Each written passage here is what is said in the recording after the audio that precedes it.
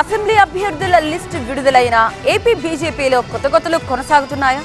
సీట్ల పంచాయతీ సెగలు రేగుతూనే ఉన్నాయా? బీజేపీలోనే పుట్టి పెరిగిన నేతలకు సీట్లు రాకపోవడానికి కారణం ఏంటి?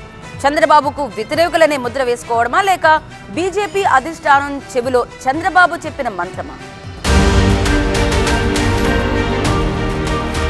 సీట్ల పంచాయతీతో ఏపీ బీజేపీ ఇంకా రగులుతూనే ఉంది. ఎంపీ, అసెంబ్లీ అభ్యర్థుల లిస్టులు విడుదలైనా ఈ కుతకుతలు ఆగడలేదు. బీజేపీలోనే పుట్టి పెరిగిన నేతలు, చంద్రబాబుకు వ్యతిరేకంగా గట్టిగా పోరాడిన జీవీఎల్, సోము వీర్రాజు, విష్ణువర్ధన్ రెడ్డి లాంటి నాయకులకు సీట్లు దక్కకపోవడం ఇప్పుడు ఏపీ బీజేపీ వర్గాల్లో చర్చనీయాంశంగా మారింది. మరోవైపు టీడీపీ నుంచి బీజేపీలోకి వెళ్లిన సీఎం రమేష్, సుజనా చౌదరి, ఆది నారాయణ రెడ్డి లాంటి నాయకులకు టికెట్లొచ్చాయి. ఇక బీజేపీలోనే పుట్టి పెరిగిన చంద్రబాబుపై పెద్దగా విమర్శలు చేయని విష్ణుకుమార్ రాజు, సత్యకుమార్ లాంటి నేతలకు కూడా టికెట్లు దక్కాయి.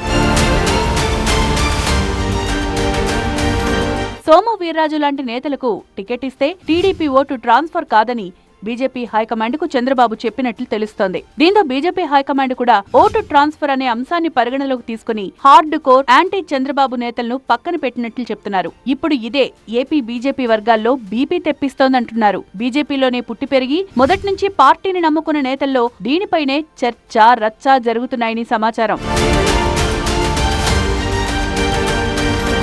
ఇక ఏపీ బీజేపీ నేతలు కళ్లు కాయలు కాచేలా ఎదురుచూసిన అసెంబ్లీ అభ్యర్థుల లిస్టు ఎట్టకేలకు విడుదలైంది. మొత్తం 10 స్థానాలకు అభ్యర్థులను ప్రకటించింది BJP. Etcherla N Eswara Rao, Visakha north Vishnu Kumar Raju, Arakuloya ST Pangi Raja Rao, Anaparthi M Siva Krishnam Raju, Kaikaluru Kamineni Srinivasa Rao, Vijayawada west Sujana Chowdary, Badvel Bojja Roshanna, Jammalamadugu Adi Narayana Reddy, Adoni doctor PV Parthasarathy, Dharmavaram Y Satya Kumar సీట్లు దక్కించుకున్నారు.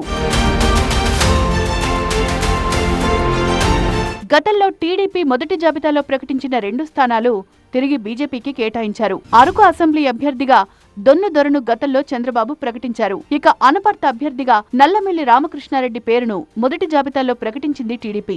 ఇప్పుడు ఆ 2 స్థానాలు బీజేపీ కేటాయించారు. ఇక అనపర్తిని బీజేపీ కేటాయించడంతో అక్కడ టీడీపీ నేత నల్లమిల్లి తీవ్ర అసంతృప్తికి లోనవుతున్నారు. మొదటి నుంచి బీజేపీని నమ్ముకున్న నేతలకు సీట్లు దక్కకపోవడం, టీడీపీ నుంచి వచ్చిన నేతలకు సీట్లు దక్కడం ఇప్పుడు బీజేపీ వర్గాల్లో హాట్ టాపిక్ గా మారింది.